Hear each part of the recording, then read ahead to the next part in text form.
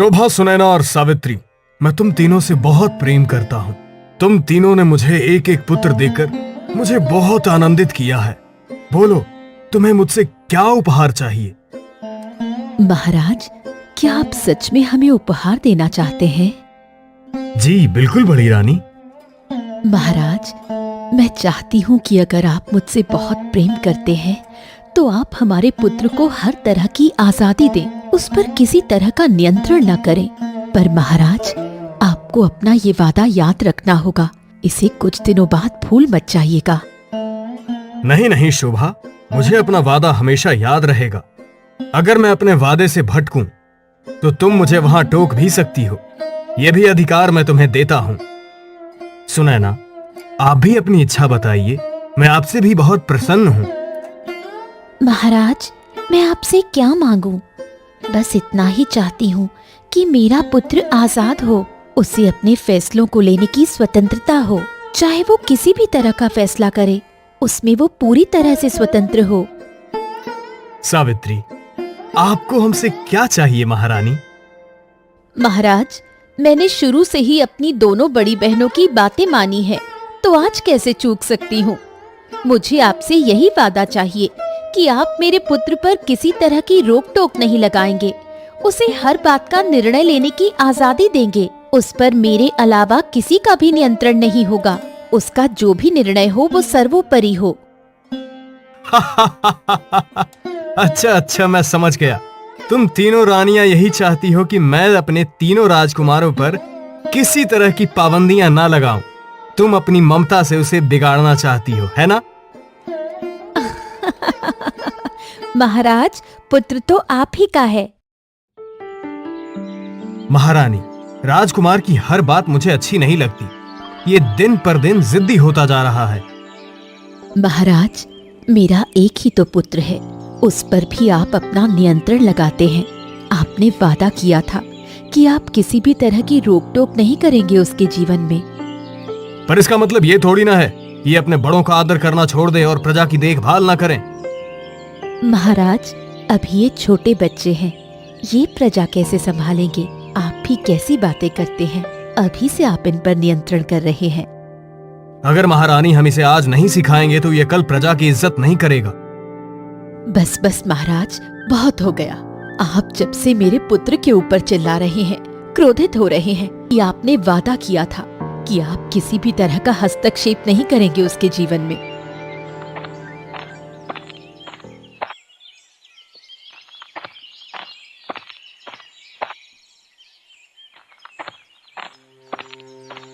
डांटा?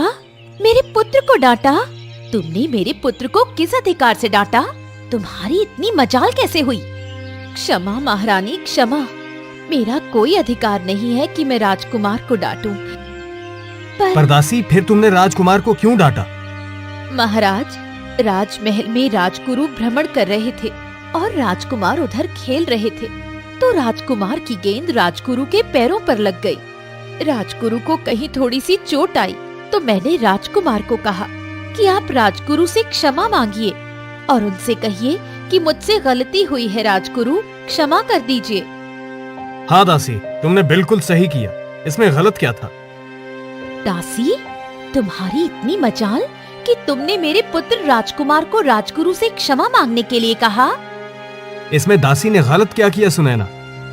मेरा पुत्र गलत नहीं हो सकता है।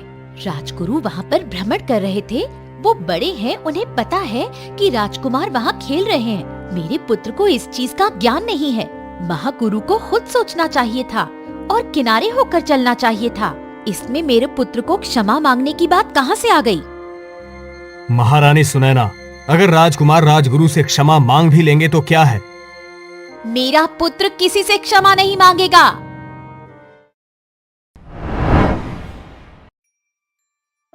महाराज, आपको एक सूचना देनी है। जी बोलिए मंत्री जी, क्या सूचना है?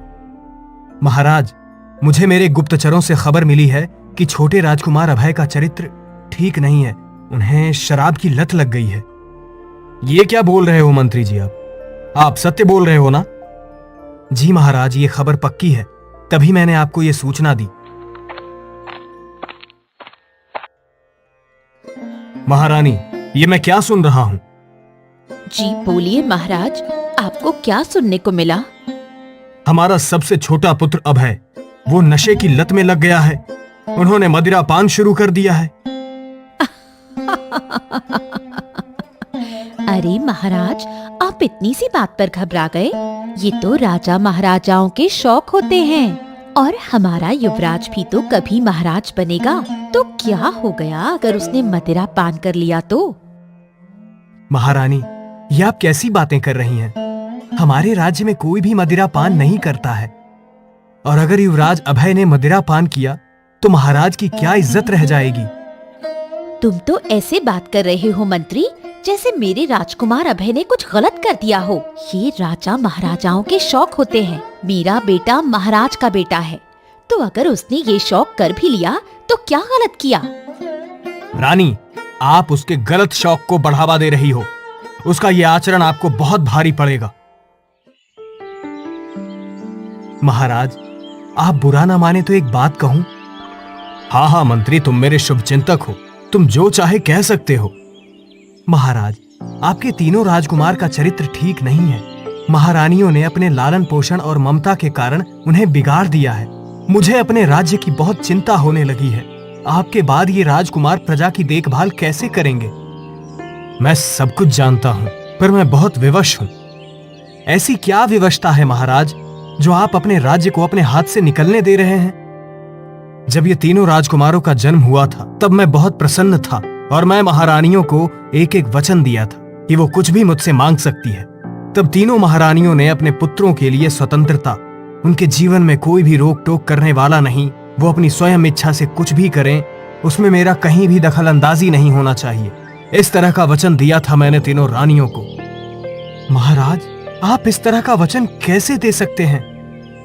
महामंत्री, पुत्र मोह में और अपनी पत्नियों के प्रेम में मैंने इस तरह का वचन दे दिया, जिसका भुगतान मुझे आज करना पड़ रहा है। मुझे पता है मेरा राज्य घनघोर संकट में है। ये वस्तु तो बहुत सुंदर लग रहे हैं, ये हमें दे दो, हम पहनेंगे इसे। जी राजकुमार, पर इसको आपको 100 रुपए देना होगा। 100? वो भी तुम्हें? किस बात के? राजकुमार, वस्त्रों का 100 रुपए। ये पूरा राज्य मेरे पिता का है, इसका मतलब है कि हमारा है, और हमारा जो है उसका पैसा हम क्यों देंगे? पर राजकुमार, ये जुतिया तो बहुत सुंदर लग रही है, हमारे नाप के निकाल कर दे दो। जी राजकुमार। 4-5 जोड़ी और भी ज्यादा दे देना, मुझे मेरे दोस्तों को देना है। जी राजकुमार। राजकुमार, राजकुमार! क्या हुआ? मुझे पीछे से आवाज क्यों लगा रहे हो? वो मेरी जूतियों के 400 रुपए हुए हैं। क्या तुम्हें पता भी है तुम किससे पैसे मांग रहे हो और क्यों मांग रहे हो? ये राज्य मेरे पिता का है, मतलब हमारा राज्य है, पर हमारे राज्य में हम पैसा क्यों देंगे? जो भी इस राज्य में हो सब हमारा है।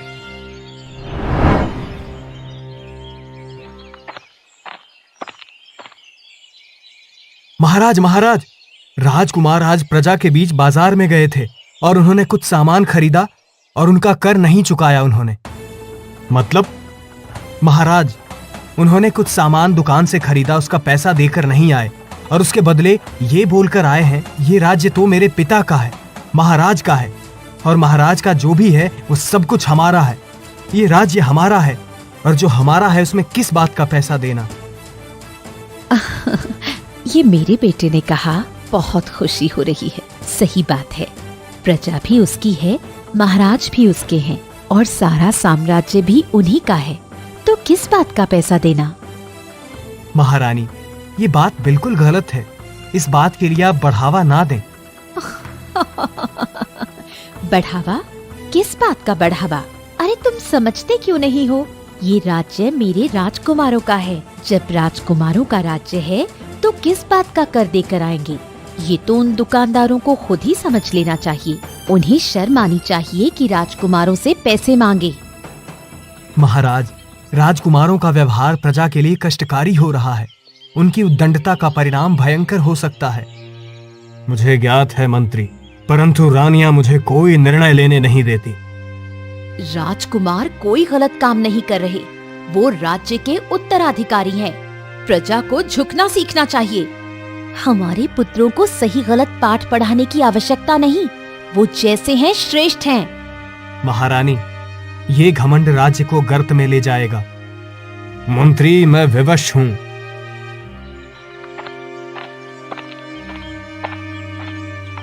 ये कौन है, इतनी सुंदर, जैसे कोई अप्सरा?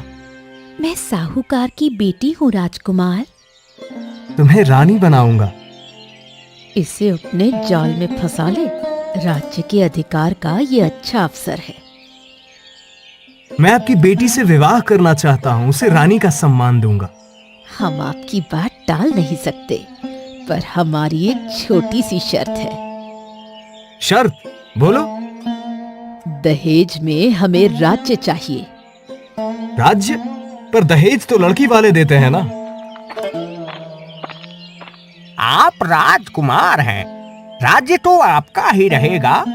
हमारे यहाँ पर लड़की वालों को लड़के वाला ही दहेज देता है।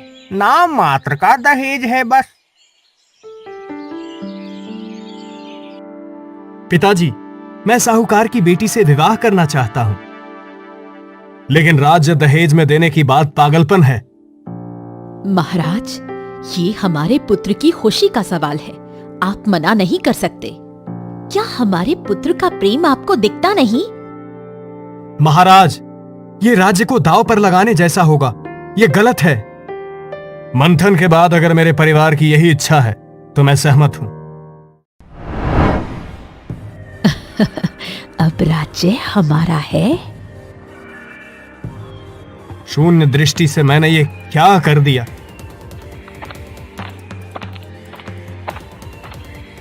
महाराज, साहूकार ने राज्य पर कब्जा करने के बाद प्रजा पर अत्याचार शुरू कर दिया है। उसने करों को दुगना कर दिया है और जो लोग कर चुका नहीं पाते उनकी जमीनें छीन ली। प्रजा की मुश्किलें बढ़ने लगी हैं। हमने तो सोचा था कि राजकुमार के विवाह से राज्य में खुशहाली आएगी, लेकिन अब हम और भी कष्ट में हैं। राजा ने हमारा साथ छोड़ दिया, अब कौन हमारी रक्षा करेगा? राजा और उनकी 3 रानियां अब महल से बाहर हो चुके हैं। वो शहर के एक कोने में एक छोटे से घर में रहने लगे हैं। भोजन जुटाने के लिए भी राजा को मेहनत करनी पड़ती है। हमने अपने बेटों की खुशी के लिए सब कुछ दांव पर लगा दिया और अब ये दिन देखना पड़ रहा है। ये मेरी गलती थी। मैंने राजकुमारों को उनकी जिम्मेदारी सिखाने में असफलता पाई।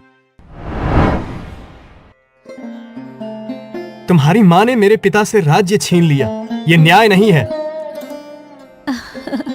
तुम्हें पहले ये सब सोच लेना चाहिए था। अब राज्य हमारा है और मैं यहाँ की रानी हूँ। महाराज, साहूकार और उसकी पत्नी ने आपको धोखा दिया है, लेकिन अगर आप साथ दें तो हम इस राज्य को वापस पा सकते हैं। मंत्री, मेरे पास अब कोई शक्ति नहीं है। प्रजा मुझ पर भरोसा क्यों करेगी? प्रजा आज भी आपको सम्मान देती है। अगर आप उनके सामने जाकर अपने किए की माफी मांगेंगे तो वो आपका साथ देंगे।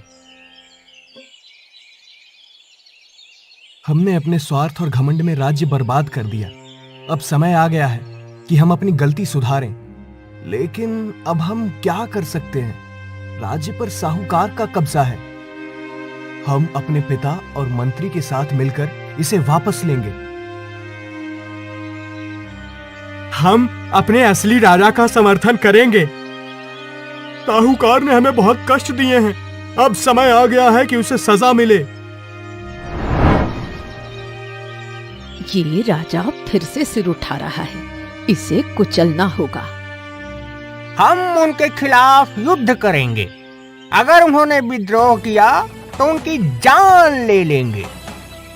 हम कब तक साहूकार के अत्याचार सहेंगे? राजा ने गलती की, लेकिन वो अब प्रायश्चित कर रहे हैं।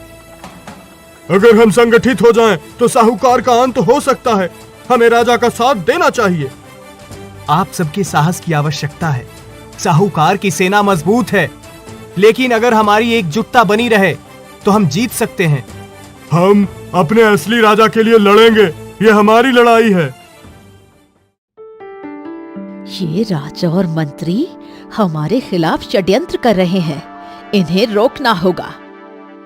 हमारे पास सेना है, धन है, राजा के पास कुछ नहीं। वो हमारे सामने टिक नहीं पाएंगे। राजकुमार तो अब मेरी कठपुतली बन चुका है, उसे भी इस्तेमाल किया जा सकता है। पहले राजा और मंत्री को खत्म करो, उसके बाद राजकुमारों को भी।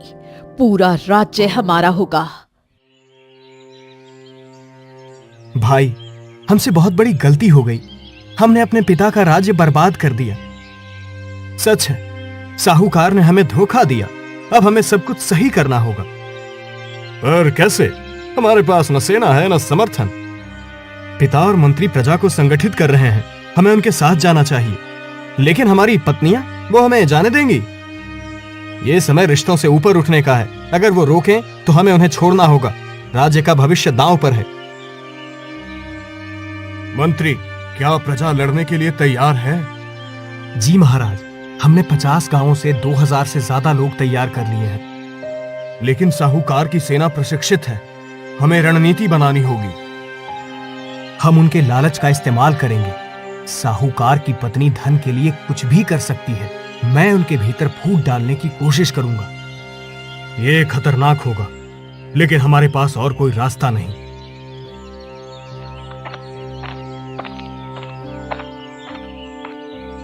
प्रजाजन, मैं आपका अपराधी हूं। मैंने अपने पिता और इस राज्य के साथ विश्वासघात किया। अब मैं आपके साथ हूं। क्या हमें भरोसा करना चाहिए? ये तो वही राजकुमार है जिन्होंने हमें सताया था। आपका गुस्सा सही है, लेकिन अगर हम एकजुट नहीं हुए तो साहूकार और उसकी सेना हमें हमेशा के लिए दबा देगी। ये हमारा प्रायश्चित है, हमें एक मौका दें। राजकुमार भाग गए? ये कैसे हुआ? ये हमारे खिलाफ जा रहे हैं। हमें तुरंत कुछ करना होगा। वो पिताजी के साथ मिलकर हमारे खिलाफ योजना बना रहे हैं। हमें पहले राजकुमारों को खत्म करना चाहिए। मैं अपने जासूस भेजती हूँ। हमें उनकी हर चाल का पता लगाना होगा। महाराज, हम आपके साथ हैं। आप हमें लड़ने का आदेश दें। मैं आपका धन्यवाद करता हूं। ये लड़ाई आपके और आपके भविष्य के लिए है। हम इसे जीत कर रहेंगे। हमारा पहला कदम होगा साहूकार की सेना को कमजोर करना। हम उन्हें आपस में लड़ने के लिए उकसाएंगे और हम युद्ध का नेतृत्व करेंगे। हमें इतनी मेहनत के बाद भी वेतन नहीं मिलता। साहूकार केवल अपना खजाना भर रहा है। सच है, राजा के समय ऐसा नहीं था। हम राजा के साथ हैं। हम राजा का साथ देंगे। ये हमारी अंतिम लड़ाई होगी। हमें हर हाल में जीतना होगा। हम अपने असली राजा के लिए लड़ेंगे। साहूकार को उसकी लालच की सजा मिलेगी। हमने जो गलती की उसे सुधारने का समय आ गया है। महाराज, हमारी सेना तैयार है, लेकिन हमें एक रणनीति चाहिए जो साहूकार और उसकी पत्नी के लालच को हमारे पक्ष में मोड़ दे। मंत्री, ये तुम्हारी बुद्धि का समय है। राज्य को बचाने के लिए हमें हर कदम सावधानी से रखना होगा। पिताजी, हमसे जो भी गलती हुई, हम उसे सुधारने के लिए हर जोखिम उठाने को तैयार हूं। हम इस लड़ाई में सबसे आगे रहेंगे। ये हमारा प्रायश्चित है। युद्ध में केवल ताकत नहीं, चतुराई की भी आवश्यकता होती है। साहूकार और उसकी पत्नी लालची हैं। हम इस कमजोरी का फायदा उठाएंगे।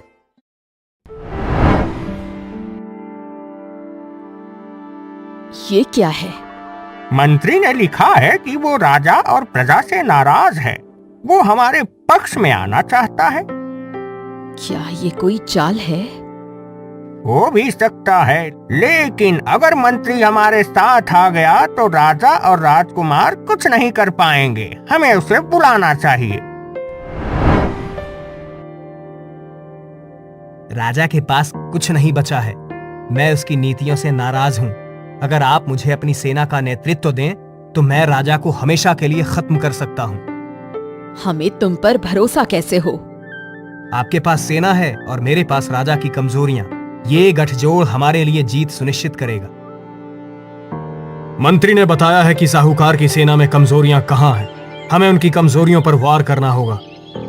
हम साहूकार की सेना को भ्रमित करेंगे और इसी बीच पिताजी, आप प्रजा को हमारी जीत का संदेश देंगे।